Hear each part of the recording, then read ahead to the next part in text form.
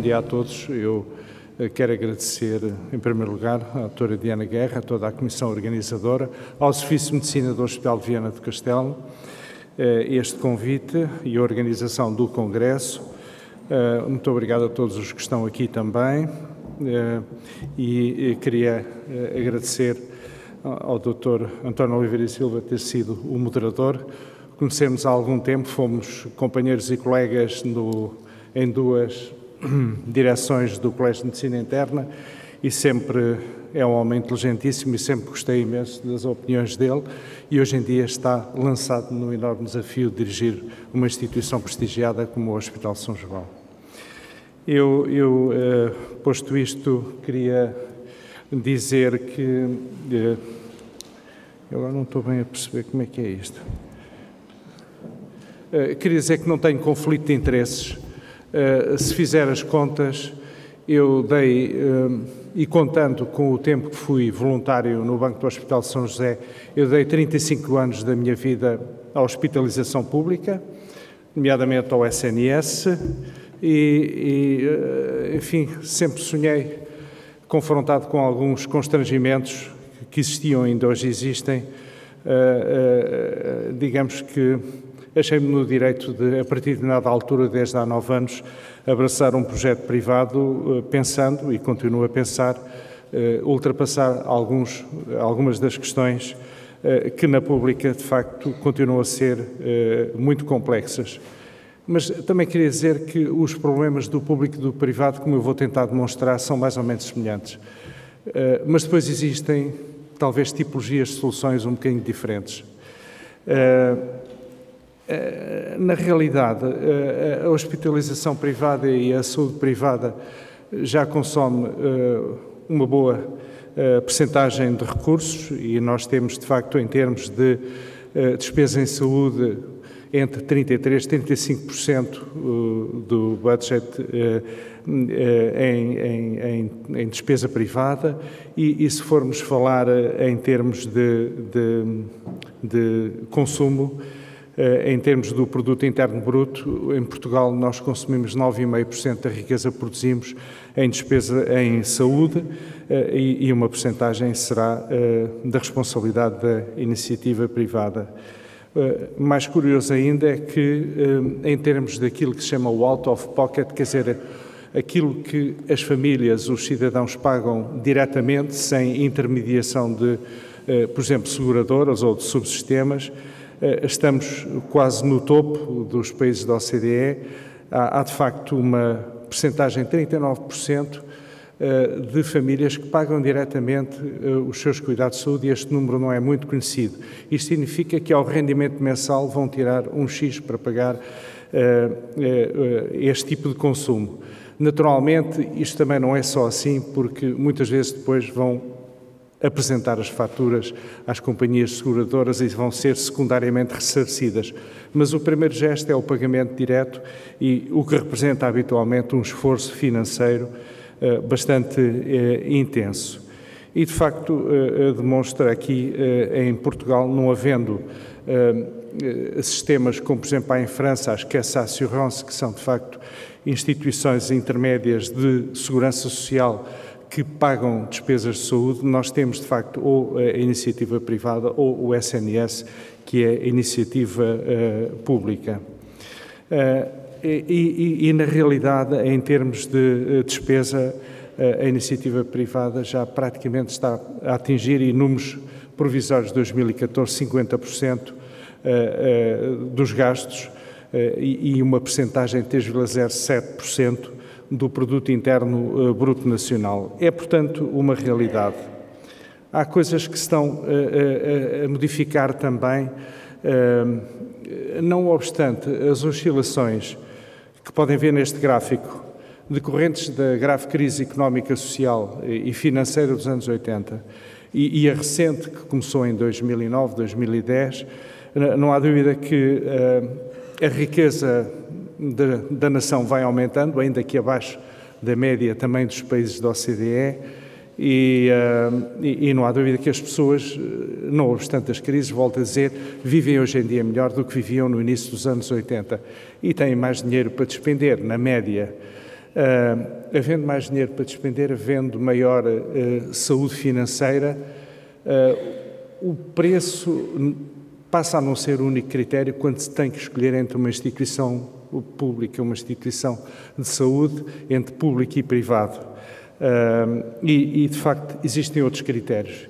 E dentre os outros critérios que eu assinalei em baixo, mais à direita, são as amenidades, nomeadamente aquilo que passa pelos edifícios, e a limpeza, os cuidados que não são médicos, mas que devem ser dados a quem está internado ou quem acede a uma consulta, mas muito particularmente a acessibilidade durante 24 horas sobre 24 horas, e aí o público não tem ou não tem tido essa possibilidade e naturalmente a velocidade com que e a celeridade com que são ministrados os cuidados, para além da qualidade dos tratamentos, a qualidade do diagnóstico que uma instituição pode dar. Portanto, o preço deixou de ser o único critério e o indivíduo, a família, hoje tem outros tipos de fatores e de variáveis em que pensa quando faz uma escolha.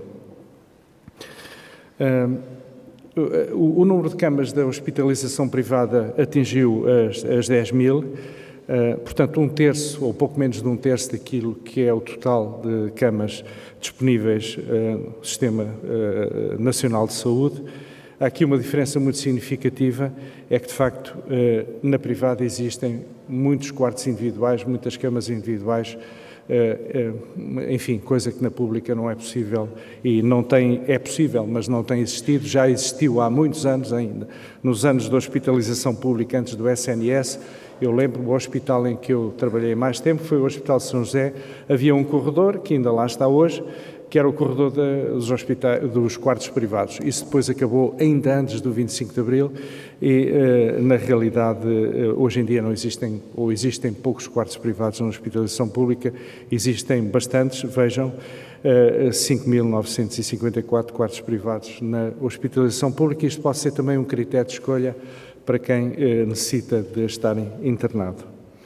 Na pública ou na privada, a realidade é que nós internistas somos, basicamente, a principal força de trabalho e números também bem recentes, de 2014, dizem que nos hospitais 12% dos médicos são de medicina interna. Isto traz-nos uma fortíssima responsabilidade.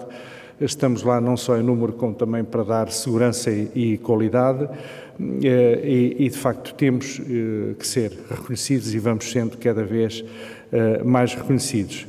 Reparem no fundo do gráfico que existem também uma posição para os médicos de medicina geral e familiar. Na instituição em que estou, que é o Hospital da Luz, existe um núcleo de medicina geral e familiar que trabalha lá, fazem lá as consultas, fazem lá a urgência e fazem lá basicamente a sua vida clínica inteira, e isto foi também uma novidade que penso que trouxemos ao ambiente dos cuidados hospitalares. Temos preocupações e aqui não há diferenças entre público e privado. Nós estamos sobrecarregados de doentes agudos a quem temos de dar uma resposta muito rápida. Não vale a pena voltar a repisar as questões que se prendem com a sobrecarga, o overload dos serviços de urgência, mas é-nos pedida muita coisa. E este é um fenómeno que vos chama a atenção, que se chama a fragmentação do mercado. A fragmentação do mercado significa que nos são pedidos, digamos, diversos tipos de cuidados, desde os cuidados do doente agudo e imediato, até aos cuidados de monitorização ou de prevenção. Os doentes gostam de prevenir, de evitar as doenças, naturalmente qualquer pessoa, o tratamento, a reabilitação ou até, digamos, o seguimento longitudinal. Frequentemente aparecem-nos doentes na consulta ou aparecem qualquer de nós a dizer, olha, eu conheço, hoje em dia nós somos conhecidos, os nossos currículos vêm nos portais, experimentem pôr o vosso nome no Google e vejam o que acontece, não somos desconhecidos, e, portanto, somos às vezes escolhidos até por currículo que possa por lá aparecer, e os doentes pedem que nós sejamos, de alguma forma, os advogados em termos de saúde ao longo de alguns anos, enfim, das suas vidas. E, portanto, há aqui esta fragmentação do mercado que torna o cliente cada vez mais exigente, empowered, como se costuma dizer, e que se traduz para nós numa responsabilidade acrescida. Mas isto passa-se muito no privado, sentimos muito, mas também se está a passar no público e eu sei disso também. Há um dito que não é realidade, que se diz que na hospitalização privada estão os doentes fáceis e na hospitalização pública estão os doentes difíceis. Não é verdade. Pelo menos não é essa a nossa realidade. Eu trago-vos aqui, não vale a pena ler, isto até é difícil ler, mas trago-vos aqui um extrato de uma folha nós diariamente publicamos uma folha no serviço em que temos os doentes, enfim, alocados aos médicos, temos do lado esquerdo o nome do médico, depois coluna intermédia o nome do interno, a identificação do doente e os diagnósticos. E, enfim, se tivéssemos aqui um bocadinho de tempo, iriam ver que temos diagnósticos pesados de endocardite, insuficiência cardíaca, respiratória, de neutropenia febril, de sepsis, enfim, por aí fora. Esta é a nossa experiência no Hospital da Luz. Eu não estou bem informado acerca do que se passa nos outros hospitais privados, mas suspeito que, provavelmente, o cenário, se não é diferente, provavelmente, tendencialmente, vai acabar por ser diferente. Portanto, nós estamos confrontados na hospitalização privada com doentes muito complexos, doentes muito graves e que consomem, de facto, recursos que são caros. Ainda dentro das questões que nos atormentam, mais uma vez, na pública e na privada, não é só na privada, é a questão da estrutura de pagamentos. Como é que se devem pagar os médicos? Os médicos são mal pagos, toda a gente sabe. Isto daria também para uma outra conferência. São mal pagos quando são pagos com um vencimento rigorosamente exato, e era uma das coisas que me chocava quando eu estava na hospitalização pública e, sobretudo, quando era diretor de um serviço de medicina, é ver que vencia o mesmo aquele que fazia 100 como aquele que fazia 10. Quer dizer, isto é uma perversão completa do sistema. Por outro lado, o pagamento por ato, sendo interessante, pode também ter o risco de gerar indução de dados desnecessários para ampliar, digamos, aquilo que se ganha. Portanto, há aqui um sistema intermédio que talvez a Medicare e a Medicaid estejam agora a estruturar, que é o chamado MIPS, que é o Merit-Based Incentive Payment Systems. No fundo, o que eles vão buscar ao médico é não só o volume, consultas de internamentos, o que quiserem, dados de exames complementares, a qualidade que é avaliada, as características de comunicação com o doente, que também são avaliadas por terceiros, e a sua aderência aos sistemas de registro eletrónico de processos clínicos. Isto está a ser feito nos Estados Unidos, está a começar também e poderá ser um esquema intermédio de pagamento entre o excessivamente liberal e o excessivamente rígido. Temos muitas preocupações sobre a prescrição de fármacos, temos a patologia dos fármacos, sobre a segurança dos dados dos nossos doentes, porque de facto era muito mais seguro antigamente quando tínhamos os processos em papel, que estavam fechadinhos no arquivo. Agora estão online, estão no éter e podem ser rapidamente acedidos. E isto traz alguma preocupação se não houver segurança. Mas o que eu queria falar é essencialmente da organização e falar-vos da nossa organização, que é de facto uma organização aparentemente convencional. O Hospital da Luz está agora organizado em departamentos.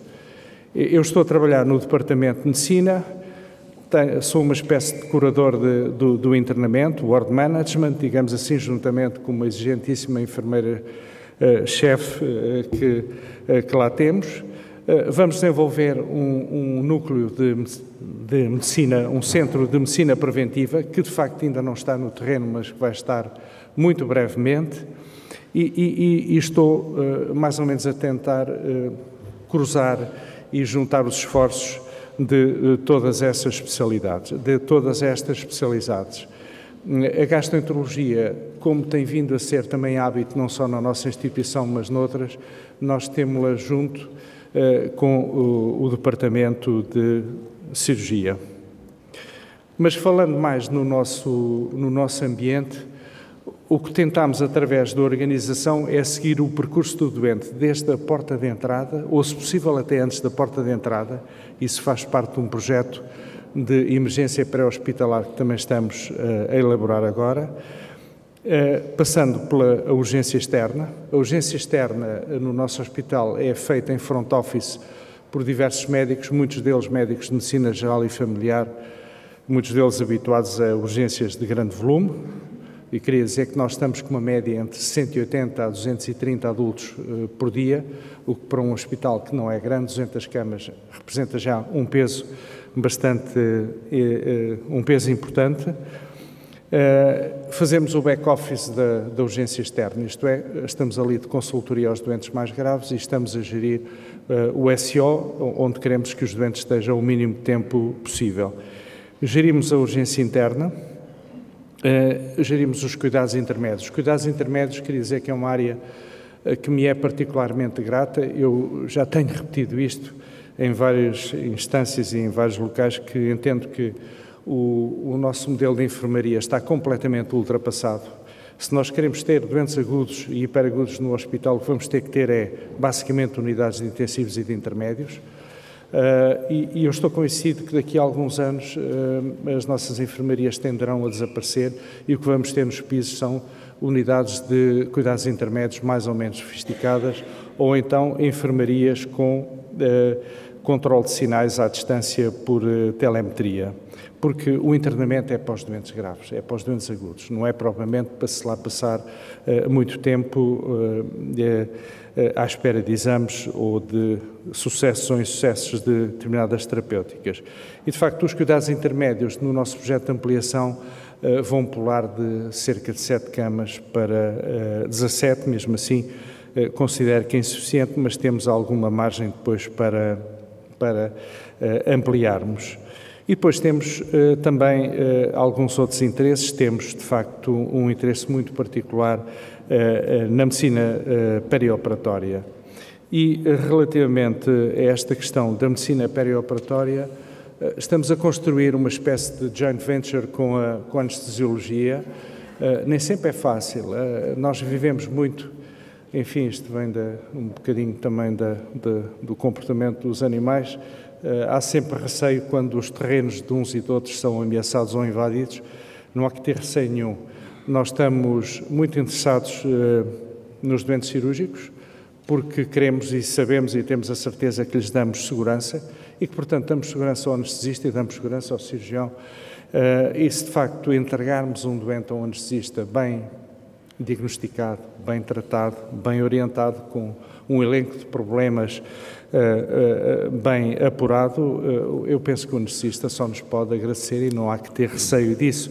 E nós temos a construir, de facto, estamos a construir esse sistema, que é um sistema que é muito interessante, porque pode, inclusivamente, e está aprovado na literatura, mas eu não vou ter tempo para estar aqui a exemplificar com artigos, reduz o tempo da hospitalização, reduz a despesa, há um item muito importante que está estudado, que é os no-shows, que é, quer dizer, os doentes que falham as cirurgias, quer dizer, no fundo têm alocado tempo do bloco operatório, mas de repente, por qualquer razão, porque não foram bem estudados, falham a cirurgia. Isto representa um acréscimo de despesa, um desperdício fantástico, em que nós, muitas vezes, médicos, não pensamos, mas os gestores sentem-no duramente e todos nós, como acionistas, por exemplo, do Sistema Nacional de Saúde, o Sistema Nacional de Saúde tem acionistas, somos nós todos, não é? Também pagamos isso.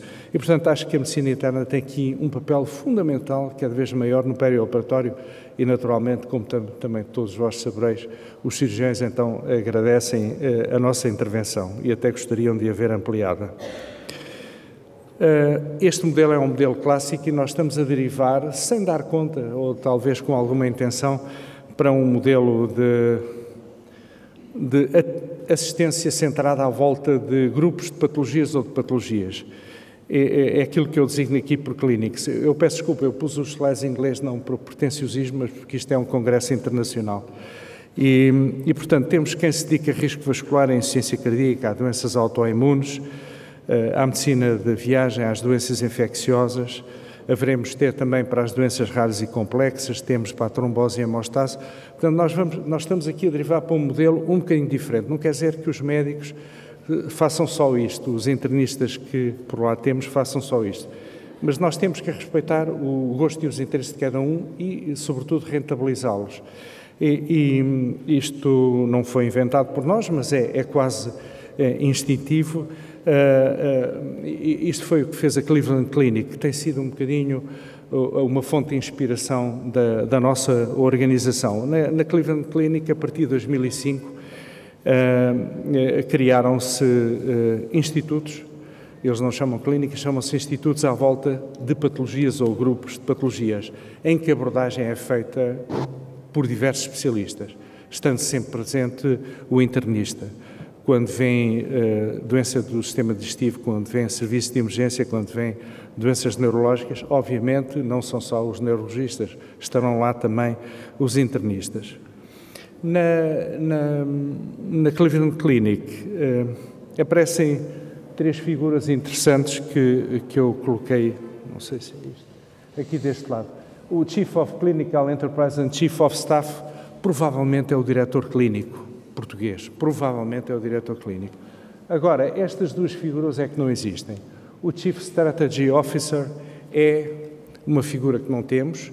Basicamente, a estratégia de uma instituição é definida pelo CEO, é definida pelo gestor, o gestor de topo, digamos assim. Mas depois alguém tem que a pôr no terreno. É este Chief Strategy Officer. Pode ser médico ou não, mas tem que perceber alguma coisa de medicina e, de facto, põe no terreno a estratégia, divulga a estratégia, monitoriza a estratégia. E depois há outra figura, que é o Chief Transformation Officer. Também pode não ser médico, habitualmente até é um trabalho que é destinado a alguns enfermeiros com vocação para a gestão. E basicamente aqui o que se faz é a introdução da inovação. E não estou a falar só em inovação tecnológica ou inovação em organização assistencial, estou a falar também em inovação em sistemas de financiamento, ou de pagamento, ou de estruturação de despesas. Estas 2 figuras não existem na nossa hospitalização, mas em boa verdade era bom que existissem e devemos pensar nelas. O Departamento de Medicina, ou a Clínica de Medicina de Cleveland, fala-nos em cuidados coordenados, fala-nos em questões de prevenção, fala-nos em questões de investigação, fala-nos em tópicos de formação da próxima geração de doentes. E no fundo, isto é uma estrutura de missão que nós, no Hospital da Luz, tentamos cumprir. Falando em termos de tratamento e monitorização e diagnóstico de determinadas situações, apresento-vos aqui apenas a raiz daquilo que estamos a construir em termos de pathways para a diabetes mellitus tipo 2, como poderia apresentar para outros. Para se construir um pathway, nós temos de ter evidência da literatura e temos farta documentação, nomeadamente nesta área da diabetes mellitus. Temos que definir os estadios e podemos definir como a estabilidade, a instabilidade metabólica ou então o diabético que é sujeito a intervenção cirúrgica e o diabético com lesões de órgão-alvo. E depois temos que definir os interventores e temos que definir as intervenções. Isto é apenas, digamos, um sumário daquilo que estamos a fazer em termos de algoritmo de seguimento do doente de acordo com o seu figurino clínico. Basicamente, o que eu quero dizer é que no nosso hospital, e eu penso que em todos os hospitais, a medicina interna tem que protagonizar. Como sabem, não era habitual na hospitalização privada haver um protagonismo de medicina interna. Os hospitais privados viviam basicamente das cirurgias e das ortopedias e das urologias e dos exames complementares. Eu tenho que dizer que não fomos nós que quebramos este paradigma. O primeiro serviço de medicina da hospitalização privada que houve, e devemos isso, foi fundado pelo Faustino Ferreira no Hospital dos SAMs, no Hospital dos Bancários em Lisboa. Tanto quanto eu sei, não tenho conhecimento do que se passa no centro ou no norte do país. nós provavelmente seguimos, ampliamos e continuamos um bocadinho esta revolução. Tivemos sorte com uma coisa, é que os gestores têm sensibilidade clínica. Nós temos gestores podemos não estar sempre de acordo, frequentemente não estamos de acordo, mas têm sensibilidade clínica e percebem o que nós pretendemos. E perceberam que, tendo uma forte equipa de medicina interna, uma equipa dedicada, exclusiva, escolhida, que dávamos lastro para os cirurgiões das várias disciplinas fazerem intervenções cada vez mais arrojadas. Depois também trouxemos do Estado aquilo que é muito importante, que é ter uma equipa hierarquizada. E não sei propriamente um hospital à maneira das clínicas antigas, em que os médicos vão lá ver os seus doentes e depois vão-se embora e não falam com quase ninguém, ou falam com o enfermeiro por causa da medicação. Não, nós temos uma equipa, como tínhamos no Estado. Falamos todos os dias, fazemos reuniões, fazemos as mudanças de turno, fazemos reuniões clínicas, conversamos uns com os outros, pomos as dúvidas uns aos outros e ajudamos uns aos outros. E é assim que se deve funcionar. Isto foi o bom do Estado. Isto foi muitíssimo bom e nós estamos a replicá-lo na privada. E, naturalmente, não estamos sozinhos, falamos também com os outros especialistas e respeitamos imensamente a abordagem multidisciplinar. E, portanto, não somos uma clínica, somos um hospital central privado. Um outro tópico que tem sido diferente. Não é fácil, às vezes, estar num hospital privado, nomeadamente numa fase em que, volto a citar, há o fenómeno do empowerment dos clientes, dos doentes. Cada vez nos é exigido mais e cada vez nos é desculpado menos. Okay? E nós estamos mais expostos. Ainda que nos hospitais públicos as coisas também estejam a mudar. E este foi um caso catastrófico e muito divulgado no início do ano. A litigância está a crescer, existem números, mas há diferenças. Por exemplo, se eu tiver hoje um problema com um doente, eu posso ser acionado judicialmente nos próximos 20 anos, estando no privado. Se estiver no público, o processo caduca ao fim de 3 anos. Porquê é que isto acontece? Eu não sei. Tem que se perguntar aos juristas. Mas a realidade é esta. Se eu fizer hoje qualquer coisa, a família daqui a 10 anos pode-se lembrar que eu fiz qualquer coisa mal e pode-me acionar judicialmente. E eu, se calhar, daqui a 10 anos já não tenho o meu seguro de responsabilidade profissional ativo. E estou completamente exposto. Isto não se passa no público. No público, o doente tem que dizer porque é que o médico fez mal. Olha, eu passei mal porque o médico tal me fez isto, aquilo, aquilo outro. No privado eu é que tenho que demonstrar que não fiz mal. Isto é uma diferença significativa. Portanto, aqui há diferenças ainda. Não sei como é que se vai resolver isto, mas serão seguramente os juristas. Mas nós sentimos que estamos, de facto, muito expostos. E é mais uma razão para trabalharmos em equipa, para nos ajudarmos e para nos protegermos. E, obviamente, tenho a certeza que a nossa administração também nos protege. Muitas vezes, na pública, quando há qualquer coisa mal, o médico, vamos imaginar, é acusado, é julgado e tem que pagar uma indenização. Provavelmente, a maior parte das vezes, é a instituição que paga a indenização, ainda que depois possa pedir ao médico que ative o seu seguro de responsabilidade profissional. Há aqui diferenças importantes, vamos ver o que é que os próximos tempos nos reservam. E quase terminando esta exposição destes apontamentos, eu queria só, porque faço questão nisso, de apresentar os meus colegas, com quem, enfim, estou eu. Estão os 2 outros diretores de serviço, a Alexandra e o Andrade Gomes, que dirigem a medicina interna e a unidade de cuidados intensivos. A unidade de cuidados intensivos está connosco. Na medicina interna tenho a grande satisfação de poder trabalhar com estes colegas, alguns dos quais estão aqui na sala. Nos cuidados intensivos também, temos aqui uma representante. Os cuidados intensivos são basicamente médicos de medicina interna, com exceção da nossa colega Cristina de Sousa, que é uma distinta gastroenterologista e não menos distinta intensivista. E temos o futuro. E esta é a nossa missão importante, que são os nossos internos. Eu peço imensa desculpa, não tenho as fotografias da Tânia e da Débora, que são lindíssimas, mas eu ainda não tenho a fotografia delas, mas tenho os internos do primeiro ano, do segundo, o André Alexandre é do terceiro, está isolado, a Tânia e a Débora são do quarto ano. E esta é a nossa grande missão, é de facto formar quem nos vai seguir, quem vai tratar dos nossos filhos e dos nossos netos, e é de facto isto que também na privada não esquecemos.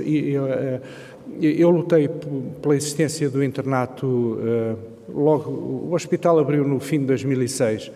Em 2008, digamos, comecei a enviar os documentos para que o nosso serviço fosse considerado capaz para dar internato. Foi considerado capaz, preenchimos todos os quesitos, todas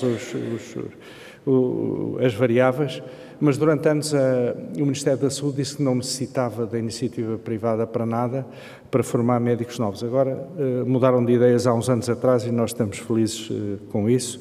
É fantástico ter internos que são altamente estimulantes do nosso trabalho e é gente de grande categoria que vai protagonizar com grande relevância o futuro da nossa medicina. Em suma, não há grandes diferenças entre público e privado, é o que eu quero demonstrar. Há algumas, mas vão-se esbatendo ao longo do tempo. Todos nós queremos ter boas instalações, bons equipamentos, queremos também escolher a nossa equipa, ter uma equipa capaz, competente, queremos ter acesso à nossa tecnologia. Obviamente que isto é um problema dos gestores, eles hão de querer ter acesso também ao financiamento, coisa que nos dias que correm é um pouco complicado.